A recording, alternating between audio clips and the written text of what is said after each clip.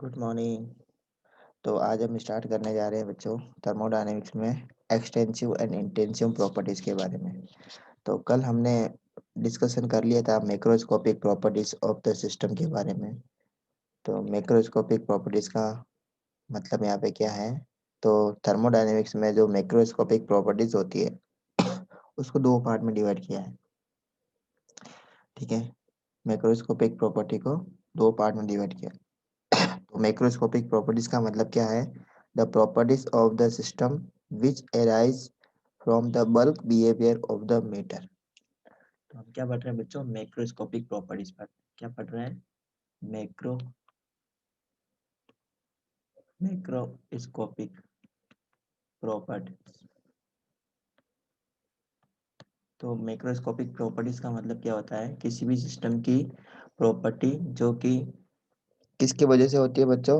Bulk behaviour की वजह से होती है। बल्क बिहेवियर, उसे हम क्या कहते हैं? Macroscopic property. वो तो ये मैक्रोस्कोपिक प्रॉपर्टी है, इसको दो पार्ट में डिवाइड किया है। कितने पार्ट में?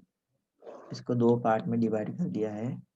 कौन कौन सी? एक्सटेंसिव प्रॉपर्टी,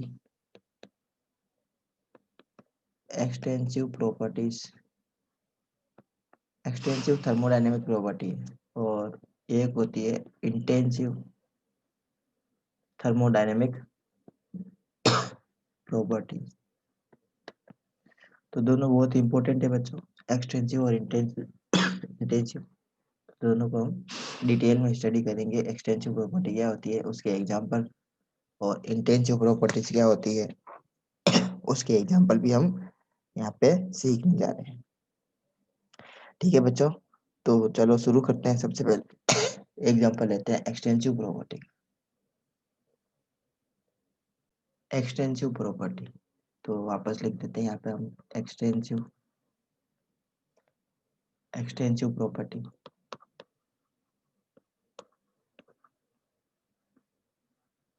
तो सबसे पहले हम इसकी डेफिनेशन सीख लेते हैं, क्या होती है extensive property. The property of the system whose value depends upon the amount of the substance। इसका मतलब properties of the substance, properties, those type of properties whose value depends upon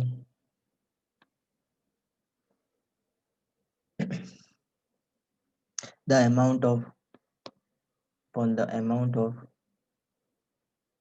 substance are called extensive properties। Example है यहाँ पे बच्चों, example आप सभी लोगों को ध्यान देना है। एग्जाम्पल है, सबसे पहला एग्जाम्पल्स बता रहा हूँ बच्चों। एग्जाम्पल्स ऑफ एक्सटेंसिव प्रॉपर्टी, मास। अभी सारा क्लियर हो जाएगा, ध्यान से देखेंगे तो। ध्यान, मास, उसके बाद में internal energy, internal energy, then surface area, surface area, fourth point है यहाँ पे एंथैल्पी, फिफ्थ पॉइंट है एंट्रोपी। ठीक है, सिक्स पॉइंट है फ्री एनर्जी, और सेवन पॉइंट है हीट, और हीट कैपेसिटी। ठीक है, हीट कैपेसिटी, सेवन पॉइंट है heat capacity. These properties are called extensive property। Why these properties are called extensive property? मतलब किसी भी सिस्टम की ये जो प्रॉपर्टी है ना बेटा, कौन कौन सी प्रॉपर्टीज?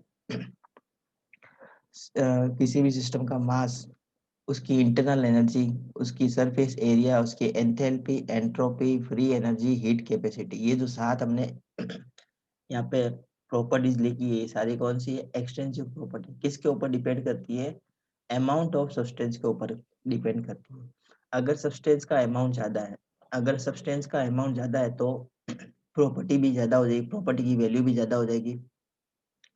और अगर सब्सटेंस कम है अमाउंट में, तो उसकी वैल्यू भी क्या हो जाएगी बच्चों, कम हो जाएगी। जैसे यहाँ पे हमने कुछ सब्सटेंस लिया है, ठीक है, और एक दूसरा कंटेनर है, उसमें सेम सब्सटेंस लिया है, लेकिन इसमें इसके जो मास है ना वो कम है, इसका मास कम है, और इसमें इसका मास बेटा क्या है, ज़्यादा है। तो एक्सटेंसिव प्रॉपर्टी किसके ऊपर डिपेंड करेगी, जिसका जिसकी क्वांटिटी ज़्यादा है, मतलब इसका मास ज़्यादा है, तो इसके ऊपर डिपेंड करेगी। उसी टाइप से इंटरनल एनर्जी की बात करते हैं। इंटरनल एनर्जी का मतलब होता है किसी भी सिस्टम में जो एनर्जी होती है उसे हम बोलते हैं internal energy. The energy processed by the system are called internal energy. सभी सिस्टम के पास में कुछ ना कुछ एनर्जी होती है, और उस एनर्जी को हम क्या कहते हैं, इंटरनल एनर्जी। अगर सब्सटेंस ज्यादा है ना बेटा, अगर सब्सटेंस ज्यादा है तो उसमें इंटरनल एनर्जी भी तो ज्यादा होगी। एक देखो, दो दो टाइप के सब्सटेंस बता रखे हैं, ये एक सब्सटेंस है और एक सब्सटेंस है, सब्सटेंस ए सब्सटेंस बी, या सिस्टम ए सिस्टम बी ऐसे मान लेते हैं। सिस्टम ए में ये सब्सटेंस है, सिस्टम बी का ये सब्सटेंस है, दोनों सेम सब्सटेंस है, लेकिन ये कम है अमाउंट में, ये ज्यादा अमाउंट में। तो एनर्जी किसके पास ज्यादा होगी, जिसके पास अमाउंट ज्यादा होगा उसमें एनर्जी ज्यादा होगी, सीधी बात है। तो एक्सटेंसिव प्रॉपर्टी किसके ऊपर डिपेंड करती है बेटा, अमाउंट के ऊपर डिपेंड करती है। अगर अमाउंट ज्यादा है तो वो प्रॉपर्टी भी क्या होगी, ज्यादा होगी। ज्यादा अमाउंट मतलब ज्यादा प्रॉपर्टी। जैसे किसी सब्सटेंस में अमाउंट ज्यादा है तो उसका मास भी तो ज्यादा होगा। जैसे हमने यहाँ पे ले लिया कंटेनर के अंदर, एक छोटा कंटेनर ले लिया, एक बड़ा कंटेनर ले लिया। छोटे कंटेनर को हमने शुगर से पूरा फिल कर दिया, और ये बड़ा कंटेनर है, इसको भी हमने शुगर से पूरा फिल कर दिया, ठीक है। अब दोनों में सब्सटेंस किसमें ज्यादा है, इसके अंदर सब्सटेंस ज्यादा है, मतलब इसके अंदर शुगर ज्यादा है, इसके अंदर शुगर कम है, इसमें कम है, ठीक है।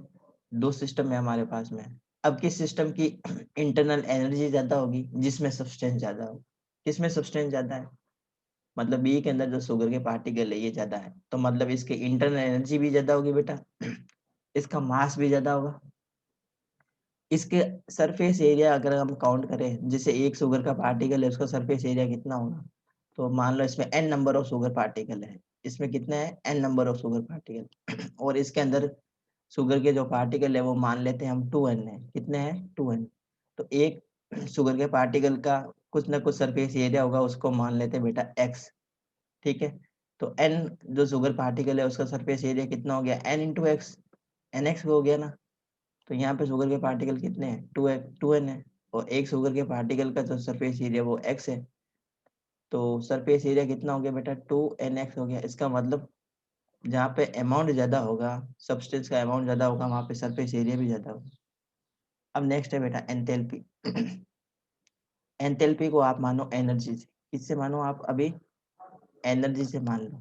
तो मतलब सब्सटेंस ज्यादा होगा ना, सब्सटेंस ज्यादा होगा तो एनर्जी भी तो ज्यादा होगी, सब्सटेंस ज्यादा होगा तो एनर्जी ज्यादा होगी। एंट्रोपी का मतलब होता है रेंडमनेस। एंट्रोपी मतलब क्या होता है, एंट्रोपी मतलब आप समझेंगे अभी किससे, रेंडमनेस से। रेंडमनेस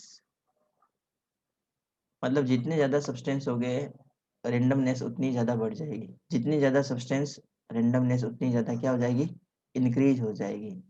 इसी टाइप से फ्री एनर्जी, फ्री एनर्जी का मतलब है एनर्जी जो सिस्टम के पास में होती है काम करने के बाद में, जो सिस्टम के पास में एनर्जी बचती है काम करने के बाद में, उसको बोलते हैं फ्री एनर्जी। तो ज्यादा अमाउंट ज्यादा एनर्जी, कम अमाउंट कम एनर्जी। तो किसके ऊपर डिपेंड कर रही है ये फ्री एनर्जी, अमाउंट के ऊपर डिपेंड कर रही है, सब्सटेंस के अमाउंट पे डिपेंड कर रही है। ज्यादा ज्यादा अमाउंट ज्यादा मास, कम amount of the substance, mass will be less. तो मास किसके ऊपर डिपेंड करता है, अमाउंट ऑफ द सब्सटेंस के ऊपर डिपेंड करता है। इंटरनल एनर्जी मतलब एक सिस्टम है जिसके अंदर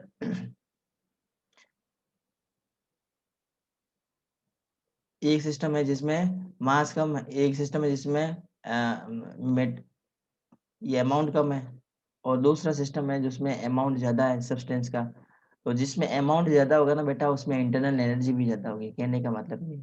सरफेस एरिया भी ऐसे ही डिपेंड करेगा, एंथैल्पी एंट्रोपी सब इसी से डिपेंडेंट है। इसी टाइप से हीट कैपेसिटी, तो ज्यादा सब्सटेंस होगा तो हीट कैपेसिटी भी क्या होगी, ज्यादा होगी। तो एक्सटेंसिव प्रॉपर्टी समझ में आ गई, ऐसी सिस्टम की प्रॉपर्टीज जिसकी वैल्यू किसके ऊपर डिपेंड करती है, सब्सटेंस के अमाउंट के ऊपर डिपेंड करती है, dependent on the amount of the substance. ये अंडरलाइन कर लो बच्चा, है ना। ये इंपॉर्टेंट है point. Amount of the substance, ऐसी प्रॉपर्टीज बच्चों सिस्टम की जो अमाउंट के ऊपर डिपेंड करती है, एक्सटेंसिव प्रॉपर्टी। नेक्स्ट हम पढ़ते हैं बच्चों इंटरनल प्रॉपर्टीज के बारे में। इंटरनल, तो हाँ सॉरी एक्सटेंसिव थी ना, अभी ये इंटेंसिव प्रॉपर्टी, इंटरनल नहीं है, इंटेंसिव। इंटेंसिव प्रॉपर्टीज,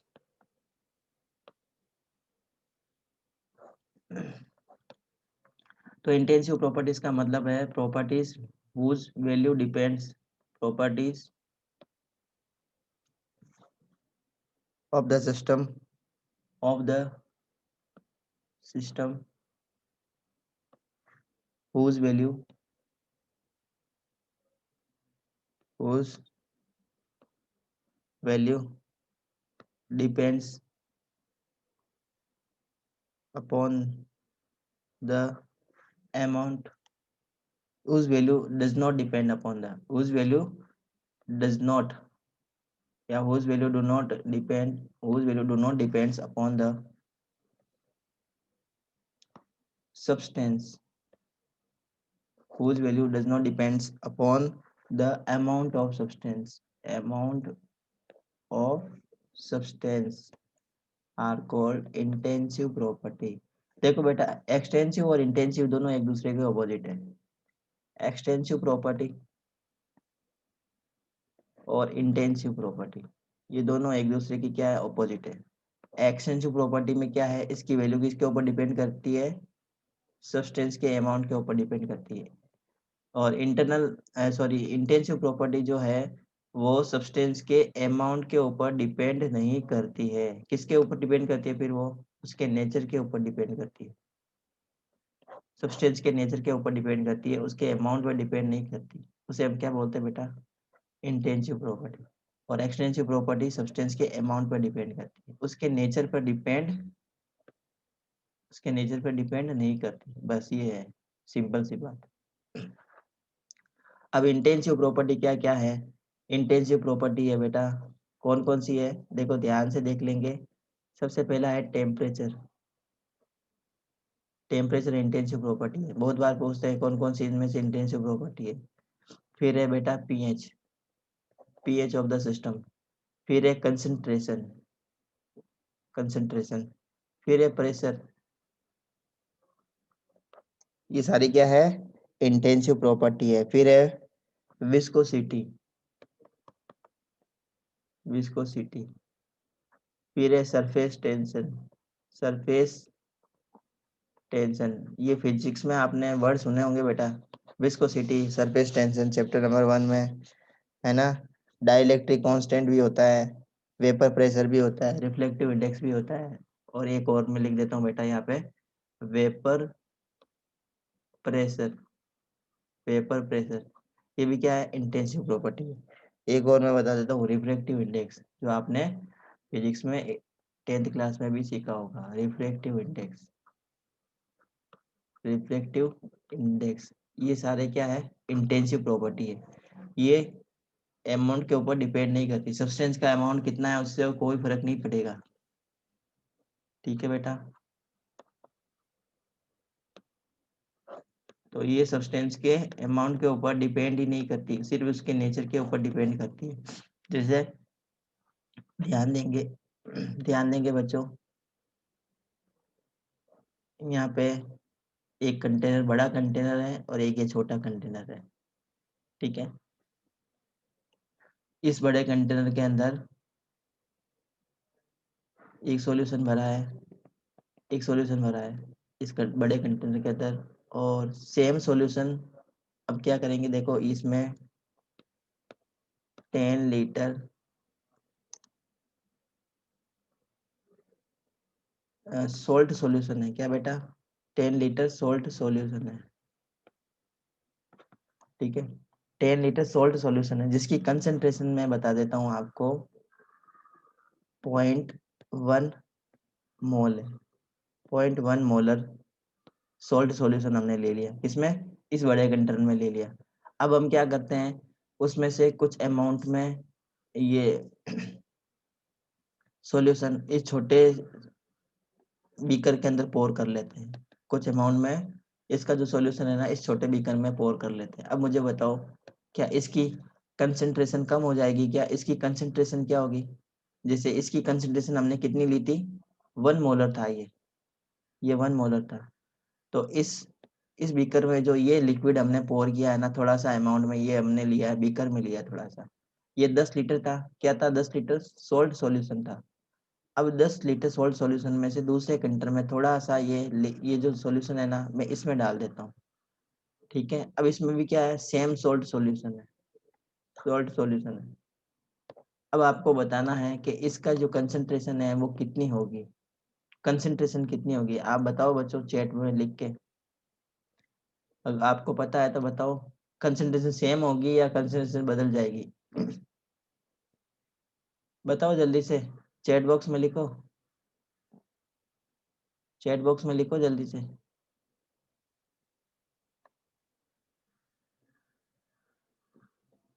हेलो, सुन रहे हो क्या? हाँ, अर्पिता ने लिखा है, वेरी गुड। सृष्टि ने भी लिखा है, सृष्टि ने भी लिखा है, वेरी गुड बच्चों। कंसंट्रेशन सेम ही रहेगी, कंसंट्रेशन सेम रहेगी बेटा। इसके अंदर कंसंट्रेशन सेम रहेगी। अब मान लो यहाँ पे मैंने ले लिया, यहाँ पे मैंने ले लिया suppose 10 litre water, 10 litre water ले लिया जिसका टेम्परेचर है बेटा 80 डिग्री सेल्सियस। कितना है? 80 डिग्री सेल्सियस। 10 लीटर वाटर है जिसका कंसंट्रेशन कितना है? कितना है बेटा? 80 डिग्री सेल्सियस है। अब इस 10 लीटर वाटर में से 1 लीटर वाटर में इसमें ले लेता हूँ, 1 लीटर ले लिया, दूसरे कंटेनर में ले लिया। अब मुझे बताओ इसमें से इसका जो पानी था ना 10 लीटर था उसमें और उसका टेम्परेचर कितना था? 80 डिग्री सेल्सियस था। 1 लीटर मैंने अलग कर लिया तो अब इसका टेम्परेचर कितना रहेगा? इसका टेम्परेचर कितना होगा? हाँ, टेम्परेचर कितना होगा बच्चों बताओ जल्दी से। इस वाटर का टेम्परेचर कितना होगा? उसमें से मैंने 1 लीटर लिया है इसमें। टेम्परेचर सेम रहेगा बेटा। टेम्परेचर क्या रहेगा? टेम्परेचर सेम रहेगा। टेम्परेचर के ऊपर कोई भी फर्क नहीं पड़ेगा क्योंकि टेम्परेचर क्या है? इंटेंसिव प्रॉपर्टी है। अमाउंट कम है या अमाउंट ज्यादा है उसके ऊपर डिपेंड नहीं करेगा, ठीक है? इसकी नेचर के ऊपर डिपेंड करेगा। तो इसका भी टेम्परेचर तो वही रहेगा, इसका टेम्परेचर सेम रहेगा बेटा। टेम्परेचर में कोई चेंजेस नहीं होने वाला है, ठीक है? समझ में आ गई बात? बात समझ में आ रही है? Yes, temperature will remain same, very good. अब यहाँ पे हम ले लेते हैं बच्चा एक और एग्जाम्पल। तो हमने देखो टेम्परेचर का हमने पढ़ लिया और हमने कंसंट्रेशन का देख लिया। एक और देख लेते हैं बेटा पीएच का। पीएच आप सभी लोग पढ़ के आए होंगे। पीएच, पीएच जैसे एसिड होते हैं उनकी पीएच कम होती है और जो बेस होते हैं उनकी पीएच 7 से ज़्यादा होती है। आप सभी लोगों को ये पता होगा। अगर 7 है तो उसकी पीएच क्या, किसी सब्सटेंस की पीएच 7 है तो वो न्यूट्रल होता है। ये ऐसा 10th क्लास में आप लोग सीख के आए, सीख के आए ना? तो सेम कंटेनर है बेटा, ये कंटेनर है जिसके अंदर 1 लीटर एसिड भरा है। क्या भरा है? 1 लीटर एसिड है जिसकी पीएच कितनी है बेटा? जिसकी पीएच है 3.0। अब इसमें इस कंटेनर में थोड़ा-सा एसिड मैं दूसरी बोतल में ले लेता हूँ। 100 ml मैंने एसिड इसमें डाल दिया। ये 100 ml एसिड डाल दिया। अब 100 ml एसिड डाल दिया तो इसकी पीएच कितनी रहेगी? इसकी पीएच कम हो जाएगी क्या? या इसकी पीएच बढ़ जाएगी? नहीं बढ़ेगी। इसकी पीएच क्या रहेगी बेटा? सेम रहेगी। इसकी पीएच कितनी है? 3 है। तो थोड़ा-सा एसिड मैं दूसरी कंटेनर में लूँगा तो भी उसकी पीएच कितनी रहेगी बेटा? 3 ही रहेगी। इसका मतलब ये जो प्रॉपर्टी है कैसी है? इंटेंसिव प्रॉपर्टी है। ये सब्सटेंस के अमाउंट पे डिपेंड नहीं करती है, ठीक है? सब्सटेंस के अमाउंट पे डिपेंड नहीं करती, नेचर पे डिपेंड करती है। तो समझ में आया होगा आपको एक्सटेंसिव इंटेंसिव प्रॉपर्टी क्या होती है, ठीक है? तो जो वॉल्यूम है ना बेटा, वॉल्यूम और एक टेम्परेचर अगर दोनों का हम कंपैरिजन करें तो ये जो वॉल्यूम है ना, वॉल्यूम ये कैसी प्रॉपर्टी है? ये एक्सटेंसिव प्रॉपर्टी है, ये एक्सटेंसिव प्रॉपर्टी। और जो टेम्परेचर है अभी हमने पढ़ा था ये इंटेंसिव प्रॉपर्टी है, ये इंटेंसिव प्रॉपर्टी। इसको हम प्रूव भी कर सकते हैं, देखो कैसे। एक बड़ा कंटेनर लेते हैं, एक बड़ा कंटेनर लिया हमने, ये बड़ा कंटेनर ले लिया है। ठीक है। अब इसमें कुछ गैस भरी है some gas is filled inside the container. ये गैसेस के पार्टिकल है बेटा, गैस के पार्टिकल है। और इस कंटेनर का वॉल्यूम कितना है?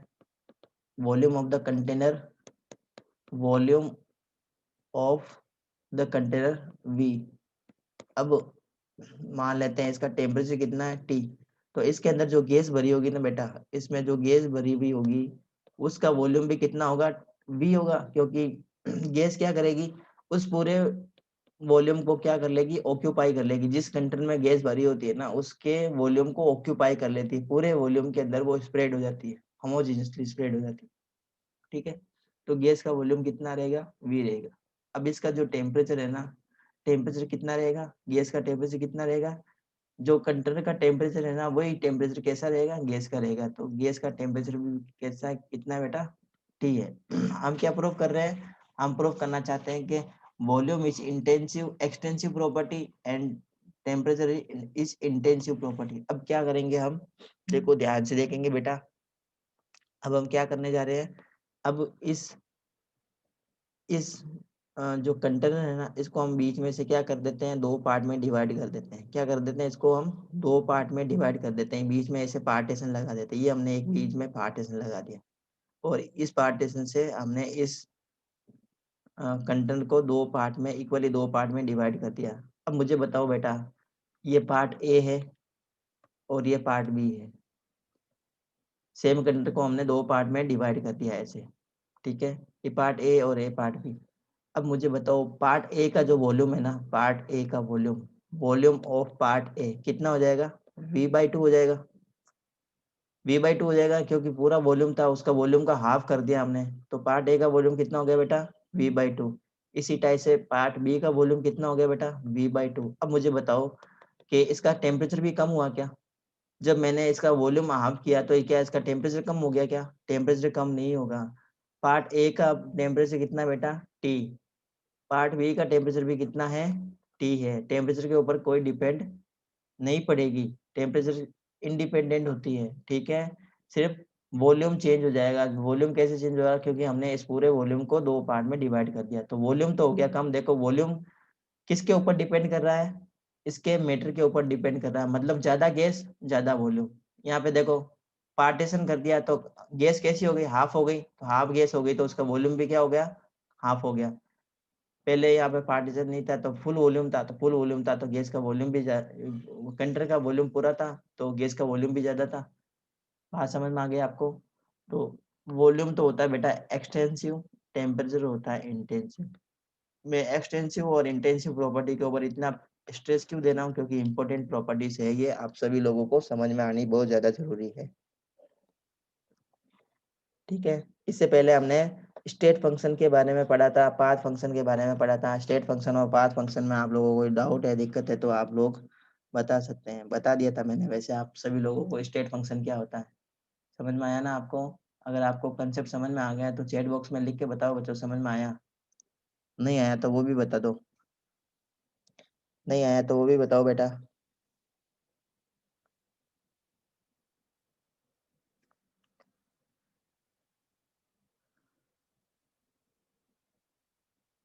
हाँ, अब हम पढ़ेंगे बेटा type of processes. Types of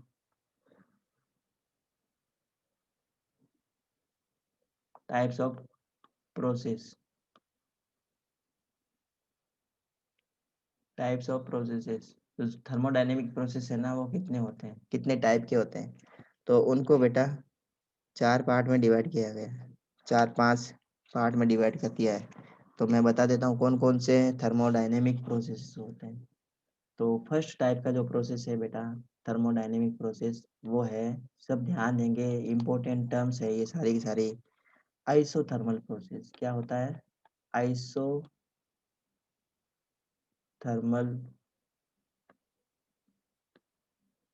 process. Second type का जो प्रोसेस है वो है adiabatic process. Adiabatic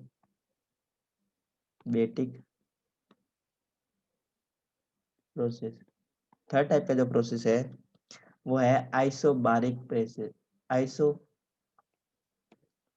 isobaric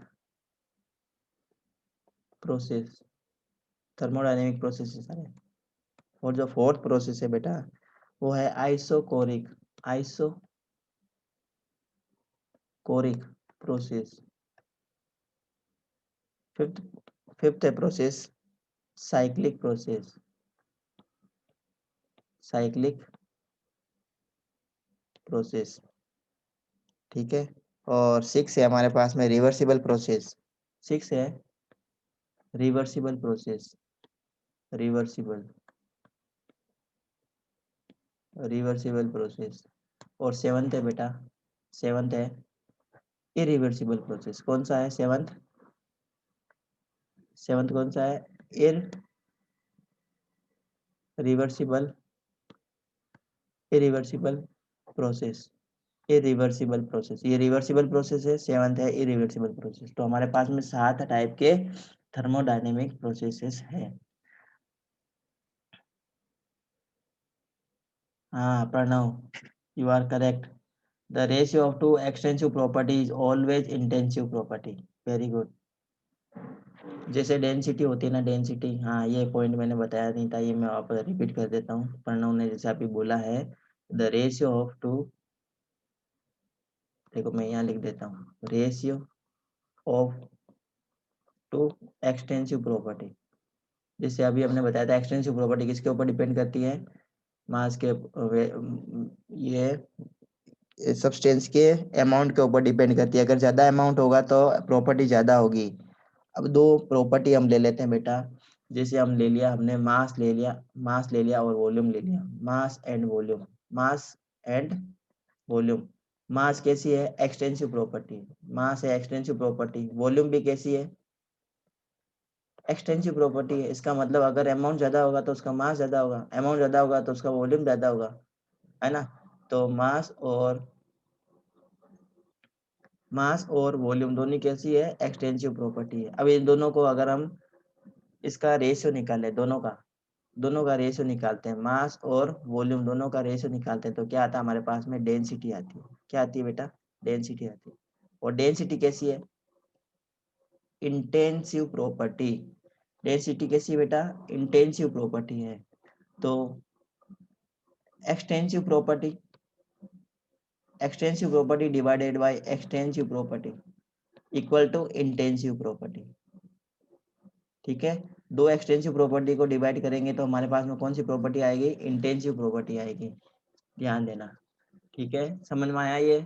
mass divided by volume, मास कैसा है, एक्सटेंसिव प्रॉपर्टी, वॉल्यूम कैसी है, एक्सटेंसिव प्रॉपर्टी, तो डेंसिटी आ जाएगी, मास बाय वॉल्यूम डेंसिटी आती है। और डेंसिटी कैसी प्रॉपर्टी होती है, इंटेंसिव प्रॉपर्टी होती है। ये अमाउंट के ऊपर डिपेंड नहीं करती है, किसके ऊपर डिपेंड करेगी, सब्सटेंस के नेचर के ऊपर डिपेंड करती है। तो ये 7 टाइप के थर्मोडायनेमिक थर्मोडायनेमिक प्रोसेस हमें ध्यान से देखने हैं। इसमें सबसे पहले है बेटा देखो आइसोथर्मल प्रोसेस। देखो यहाँ पे जो वर्ड है ना, आइसोथर्मल प्रोसेस, तो आइसो का मतलब होता है बेटा इक्वल, और थर्मल का मतलब होता है टेम्परेचर। तो मतलब ऐसा, आइसो का मतलब इक्वल ले लो या फिर कांस्टेंट ले लो, यहाँ पे हम कांस्टेंट वर्ड यूज करेंगे। तो ऐसा प्रोसेस जिसमें टेम्परेचर कैसा रहता है, कांस्टेंट रहता है, ऐसे प्रोसेस को हम क्या बोलते हैं, आइसोथर्मल प्रोसेस कहते हैं। A process in which the temperature of the system remain constant. Those type of process in which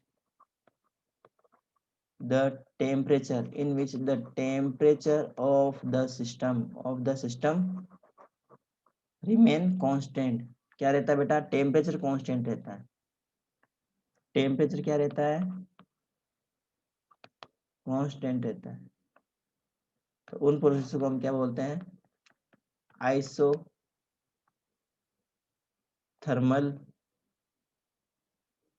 process, ठीक है।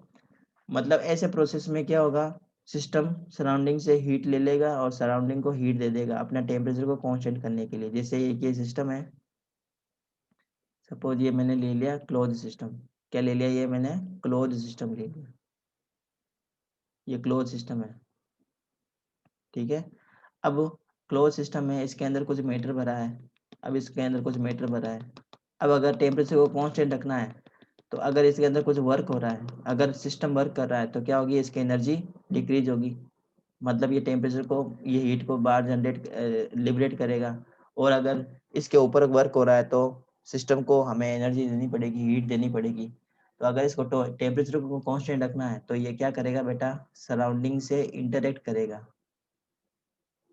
क्या करेगा, ये सराउंडिंग से इंटरेक्ट करेगा। मतलब ये एनर्जी, ये टेम्परेचर को एक्सचेंज करेगा, हीट एनर्जी को एक्सचेंज करेगा। अगर यहाँ पे हीट कम हो गई, तो ये क्या करेगा, सराउंडिंग से हीट ले लेगा। अगर इसके पास में हीट ज्यादा है, किसके पास में, सिस्टम के पास में, ये सिस्टम है हमारा, सिस्टम के पास में हीट ज्यादा है, तो ये क्या करेगा, सराउंडिंग को हीट ट्रांसफर कर देगा। कुल मिला के क्या करेगा, ये अपने टेम्परेचर को कांस्टेंट रखता है। टेम्परेचर को क्या रखता है बेटा, कांस्टेंट रखता है। तो ऐसे प्रोसेस जो कांस्टेंट टेम्परेचर पर होते हैं, those type of process which occur at constant temperature are called isothermal process. Iso का मतलब हो गया यहाँ पे कांस्टेंट, और थर्मल का मतलब हो गया टेम्परेचर।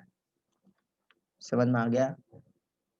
सेकेंड टाइप का हम प्रोसेस पढ़ रहे हैं बेटा। सेकेंड टाइप का प्रोसेस इंपॉर्टेंट है, एडियाबेटिक प्रोसेस। क्या है, एडियाबेटिक प्रोसेस।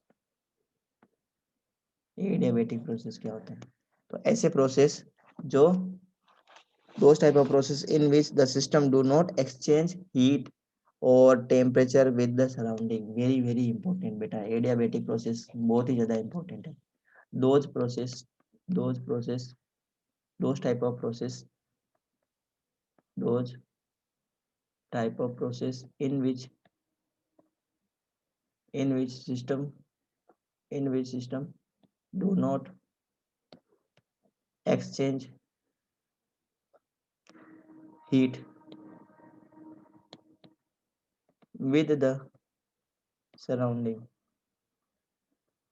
तो मुझे बताओ बच्चों, क्या आइसोथर्मल में सिस्टम और सराउंडिंग के बीच में हीट का एक्सचेंज होता है क्या, है? आइसोथर्मल में हीट का एक्सचेंज होता है क्या बेटा, जल्दी से बताओ चैट बॉक्स में लिख के, जल्दी से चैट बॉक्स में लिख के बताओ, आइसोथर्मल प्रोसेस में क्या हीट का एक्सचेंज होता है?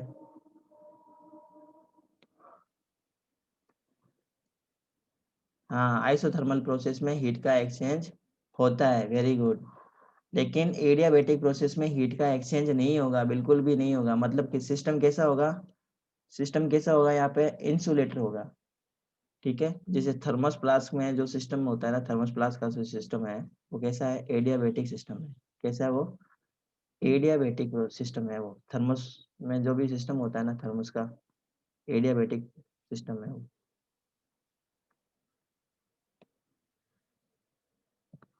हम क्या पढ़ रहे हैं बच्चों, एडियाबेटिक प्रोसेस।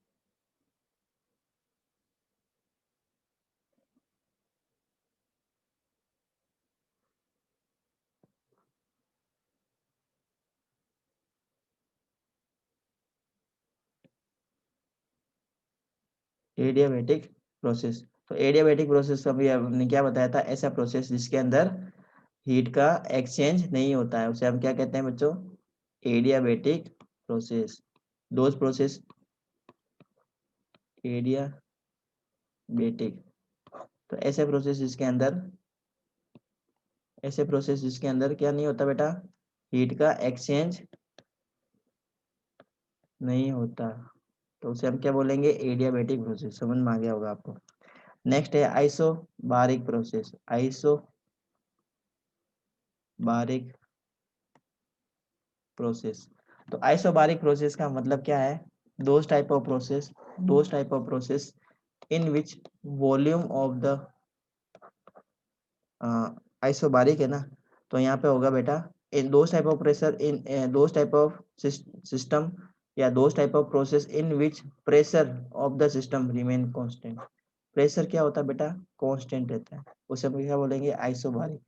फिर है नेक्स्ट आइसोकोरिक, एक और होता है बेटा आइसो, अभी हमने पढ़ा था आइसोकोरिक, CHORIC, आइसोकोरिक प्रोसेस। तो आइसोकोरिक प्रोसेस में क्या होगा, वॉल्यूम कांस्टेंट रहेगा। क्या रहेगा यहाँ पे? वॉल्यूम कांस्टेंट रहता है। ठीक है, देखो मैं वापस से सारा रिवाइज करवा देता हूँ। सबसे पहला हमने पढ़ा था आइसोथर्मल प्रोसेस। तो आइसोथर्मल प्रोसेस में टेम्परेचर क्या रहता है? टेम्परेचर रहता है कांस्टेंट, और टेम्परेचर को कांस्टेंट रखने के लिए सिस्टम सराउंडिंग से हीट ले लेगा या सराउंडिंग को हीट दे देगा। अगर सिस्टम के पास में ज़्यादा हीट है तो वो सराउंडिंग को हीट दे देगा, और सिस्टम के पास में हीट कम हो गई तो सराउंडिंग से हीट ले लेगा। कुल मिला के क्या करेगा? अपना टेम्परेचर को कांस्टेंट रखेगा, तो उसे हम बोलेंगे आइसोथर्मल। दूसरा हमने पढ़ा बेटा एडियाबेटिक। Adiabatic process. तो एडियाबेटिक प्रोसेस के अंदर हीट का एक्सचेंज नहीं होता है, हीट का एक्सचेंज नहीं होता, उसे हम बोलेंगे एडियाबेटिक। थर्ड हमने पढ़ा है isobaric isobaric process. Isobaric process का मतलब होता है those type of process in which pressure pressure of the system remain constant. Pressure क्या रहता है बेटा? कांस्टेंट रहता है। यहाँ पे प्रेशर कांस्टेंट रहेगा, उसे बोलेंगे आइसोबारिक। फिर हमने पढ़ा था आइसोकोरिक प्रोसेस। देखो आइसो का मतलब है कांस्टेंट, और बार का मतलब है यहाँ पे प्रेशर की जो यूनिट होती है वो बार होती है। प्रेशर की यूनिट बार भी होती है, एटीएम भी होती है। तो ऐसे हम याद रखेंगे, आइसो का मतलब कांस्टेंट और बारिक का मतलब है प्रेशर। तो आइसो मतलब आइसोबारिक प्रोसेस मतलब प्रेशर जिसमें कांस्टेंट रहता है। एडियाबेटिक जिसमें हीट का एक्सचेंज नहीं होता है। आइसोथर्मल प्रोसेस जिसके अंदर टेम्परेचर कांस्टेंट रहता है। आइसोकोरिक ऐसे प्रोसेस जिसमें वॉल्यूम क्या रहता है बेटा? कांस्टेंट रहता है, वॉल्यूम कांस्टेंट रहता है, उसे हम क्या बोलेंगे? Isochoric process. तो चार हमने बहुत शॉर्ट में हमने बता दिए हैं। ठीक है, और एक और देख लेते हैं बच्चों, साइक्लिक प्रोसेस। तो साइक्लिक प्रोसेस क्या होता है? तो ऐसे प्रोसेस जिसके अंदर इनिशियल स्टेट वापस ऑब्टेन हो जाती है उसको बोलते हैं साइक्लिक प्रोसेस। तो those type of process in which the system undergoes a several changes and ultimately attain the original state। तो साइक्लिक प्रोसेस का मतलब क्या है? मतलब कोई भी सिस्टम ए से बी में कन्वर्ट होगा, बी से सी में कन्वर्ट होगा, सी से डी में कन्वर्ट होगा, और डी से फाइनली ए में कन्वर्ट हो जाएगा। तो उस प्रोसेस को हम क्या बोलेंगे? Cyclic process. मतलब सब्सटेंस की या सिस्टम की और इनिशियल फेज वापस क्या हो जाएगी? ऑब्टेन हो जाएगी, उसे हम बोलते हैं साइक्लिक प्रोसेस। सिंपल है ना? समझ में आया आपको साइक्लिक प्रोसेस क्या होता है?